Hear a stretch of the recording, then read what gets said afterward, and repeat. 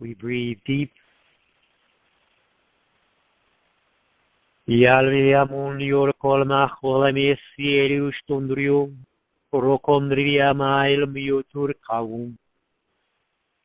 Embracing the life-giving breath of our Creator, our God, our Holy Redeemer.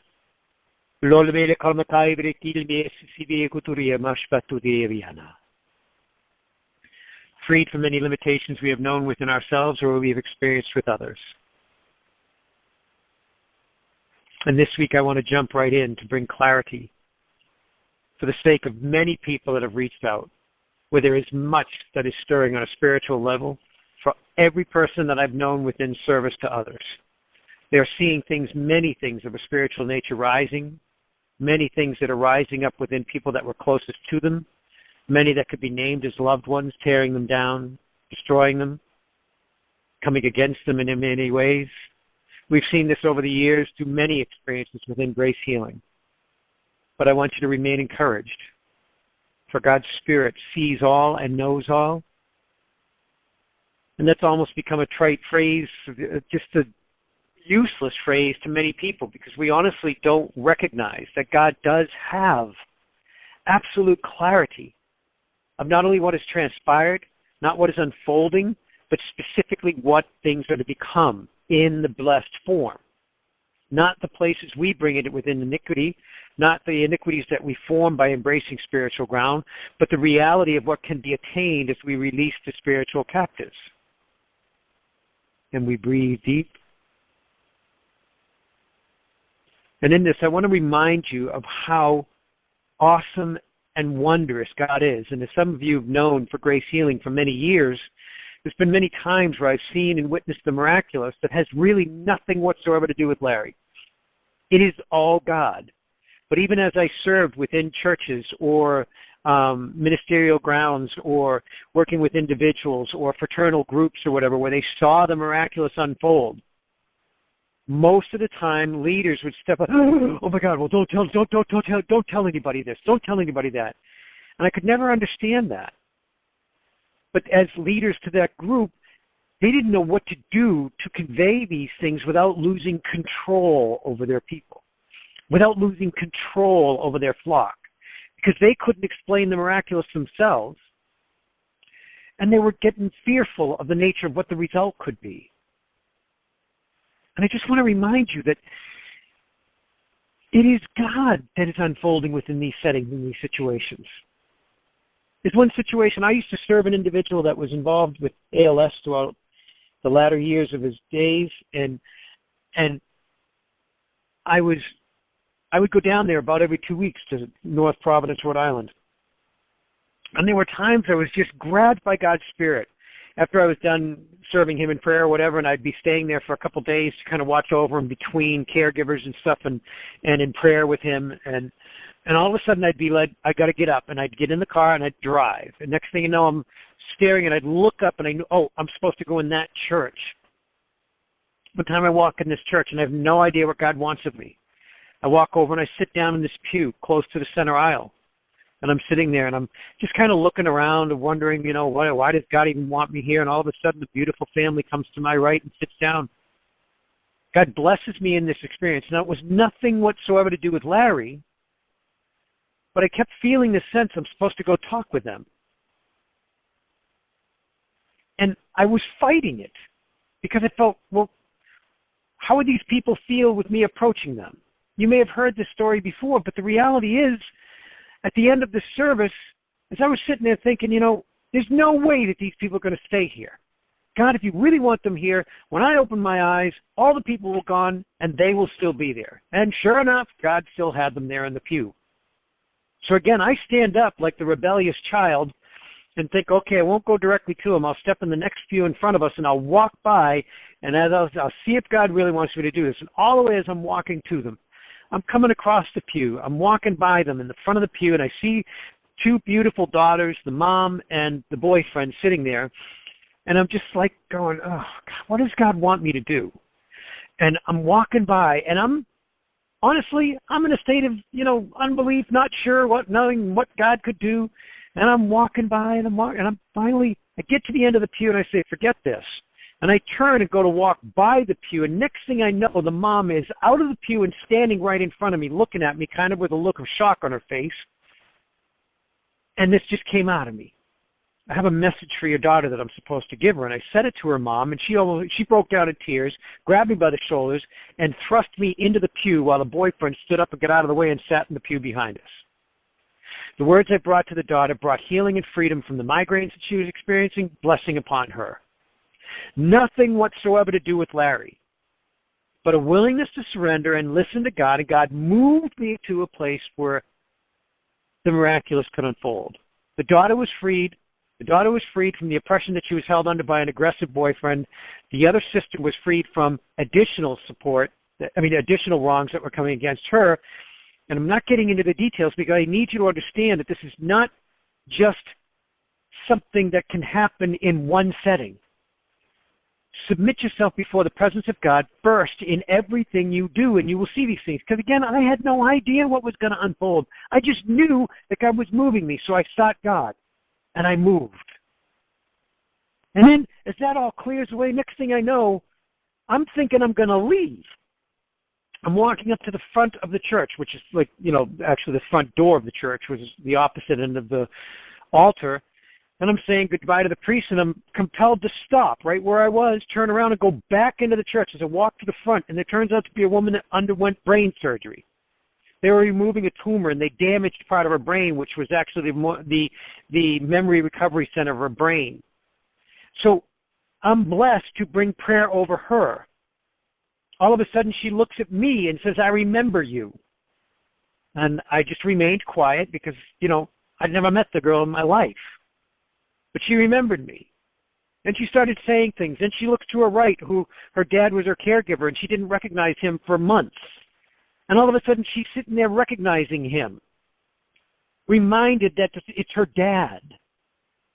And as we're sitting there in awe, and then all of a sudden, some charismatic, prayerful people start coming out of the right on the sacristy and all around the left in the seating area, one of the worship areas off to the left of the altar, and they come over and they start offering prayers into this. Next thing I know, the priest is standing there wondering what's going on in my church.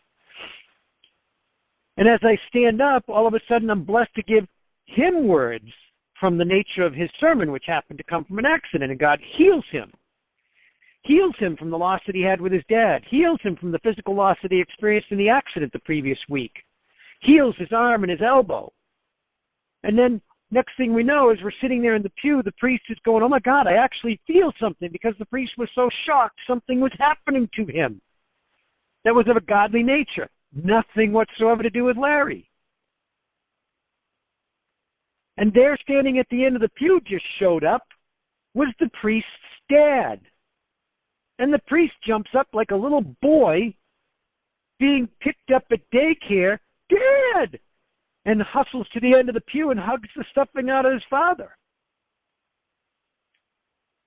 Now, many of you have heard the different stories, the miraculous that have unfolded within Grace Healing.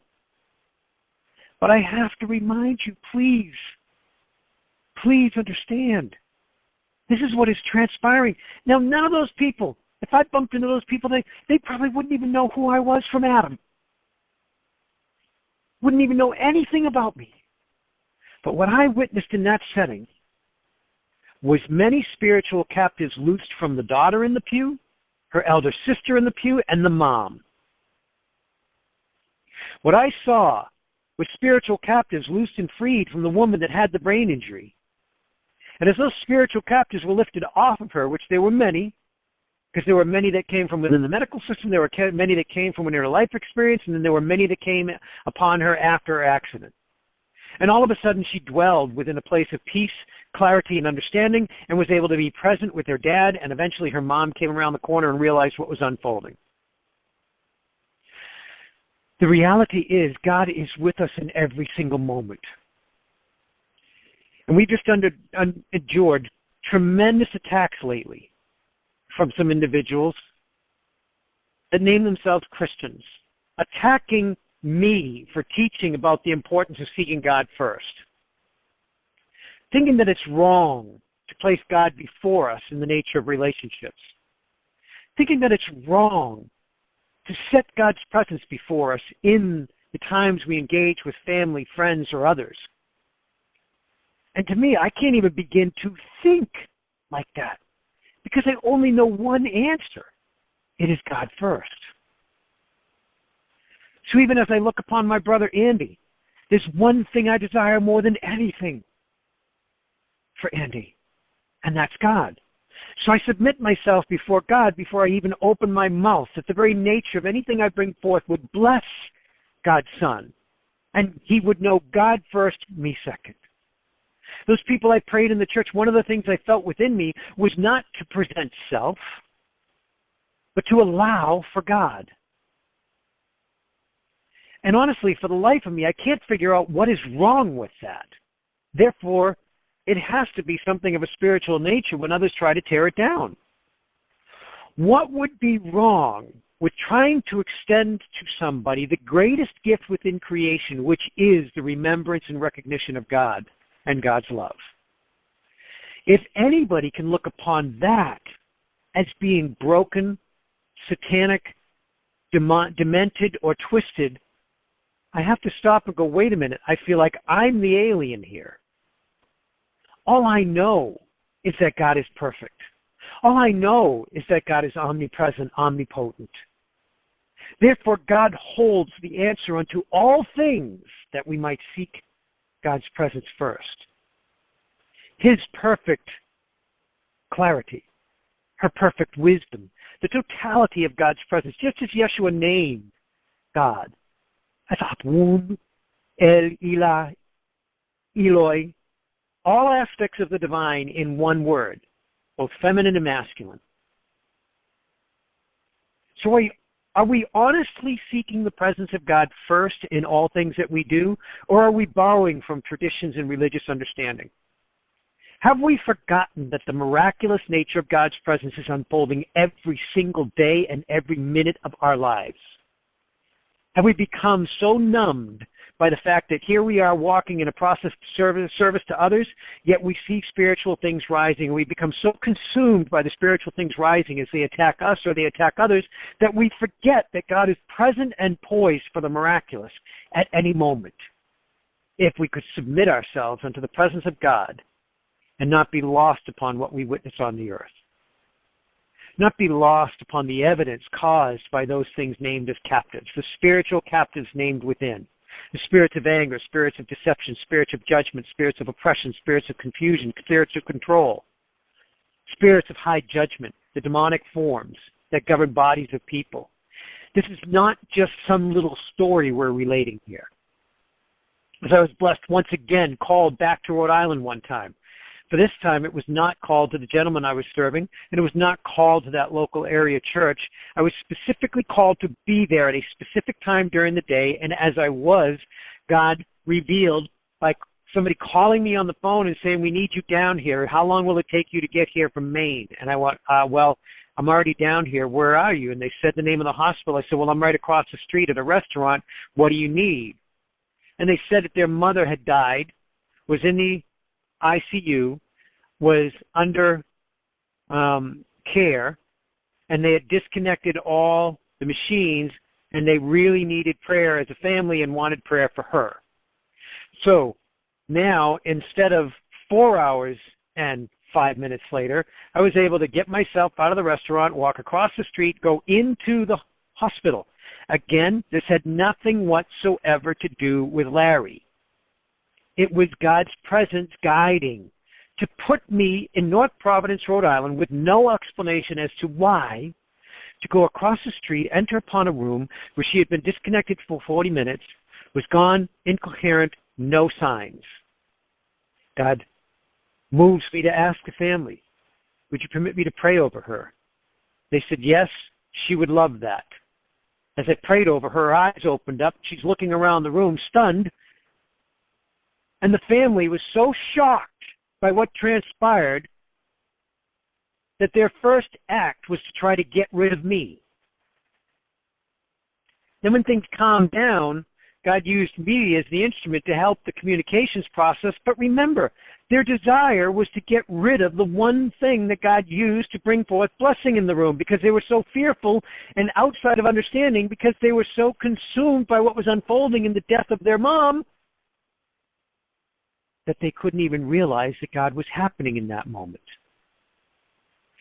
So God stopped them from casting me out of the room by bringing a wonderful gentleman into that space and reminding them that God had done miraculous things before him as he witnessed it as God came through me in the past. Let's just see where God takes this, he says. And then all of a sudden there's this beautiful communication coming from their mom about the girls that didn't even, number one of them didn't even know she was pregnant, now discovered she is by her mom's word, and then a week later knew that she was pregnant because the test proved true. They had been trying for 7 years or 5 years or whatever it was to get pregnant. Here she was pregnant. And mom returning was telling her about the pregnancy. In addition, the other daughter had been trying to do the same thing. So now mom is back here and present because there was one thing extended into the moment. Not conversation, not dialogue, but prayer. Submitting ourselves unto the holy presence of Yahweh, our God and Creator. What I watch is so many people, oh, I've been praying for you. And as I've stopped and asked people, would you tell me what you were praying about? Would you be willing to offer what your prayer was? They go, and they shut down because in all honesty, they never prayed. They've come to this place where they think the prayerful offering is a convenient and polite statement instead of the truth that they actually engaged in the living prayer of God's presence for the sake of what could be revealed. And again, I know you've heard this from myself or from Ina Marie in these times, on these calls, but please, please hear me. This has nothing whatsoever to do with Larry Reynolds, or Joel Osteen, or Benny Hinn, or any one of these people that walk this earth, Francis McNutt, any one of these people that have been blessed to be used by God to reveal glory. Because every single one of those people, no respecter of persons, every single one of those people are the exact same standing before you and God that you hold. And if we would just submit ourselves to the possibility that if we would engage prayer first, engage in God first, allow for God first, we would begin to see the miraculous unfold on a daily basis as we engage with people. If they don't agree with us, hey, we love you, allow you to be where you're at. Be blessed in it. Don't feel like you have to change them.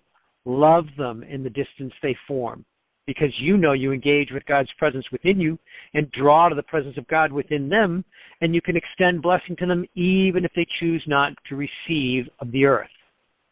God's Spirit will bring them blessing from within. So this is where my heart is tonight, is to remind you of the experiences that we have each walked within Grace Healing, the miraculous things we've been honored to witness. And if you would permit yourself, not just in the pursuit of intellect, but honestly die unto yourself, be resurrected in the living prayer that is God's presence, you would see and know the anointing that you hold, that is God's Spirit that comes through each and every one of your breaths.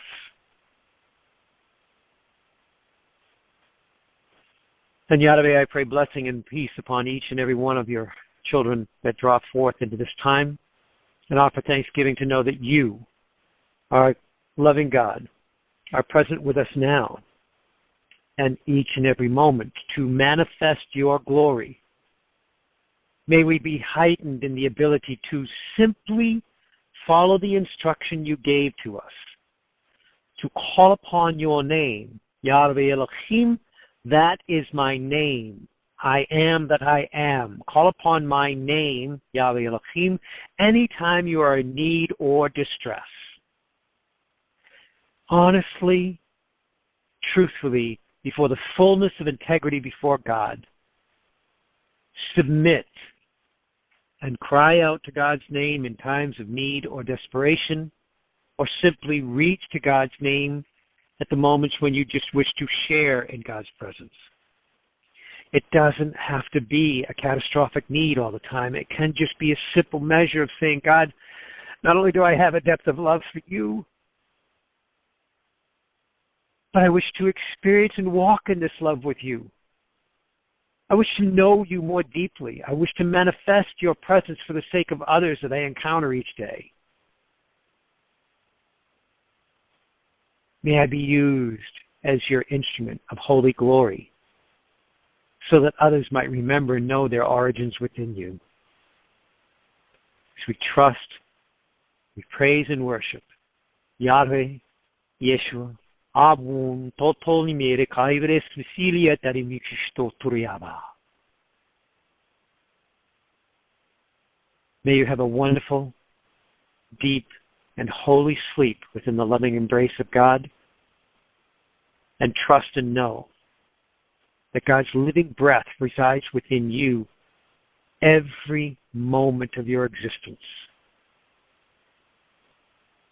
Trust in that which is our God, which engages the gift of faith to know his presence within. Be blessed and know that you are loved,